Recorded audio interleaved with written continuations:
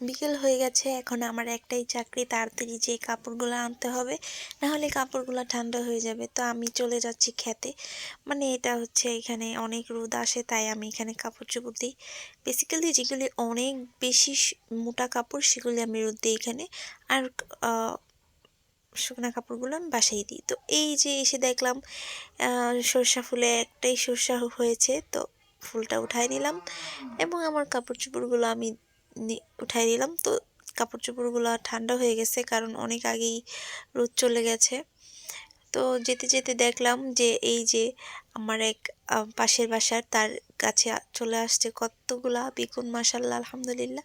তো অনেক দেখে অনেক ভালো লাগলো। তারপরে এই যে মরিচ গাছ, আরও অনেক কিছু ছিল তার এই বাগানে। তো এটা দেখতে আমার কাছে অনেক ভালো লাগে। যখনই যাই আমি এটা একটু ঘুরে দেখে যাই। তো দেখতে পাচ্ছেন আকাশে কি সুন্দর রোদ উঠেছিল, সেটা এখন ডুবে গিয়েছে। তো এখন আমি বাসায় চলে যাব, কারণ এখন আমার বাসায় যাওয়ার সময় একটু পরে সন্ধ্যা হয়ে যাবে।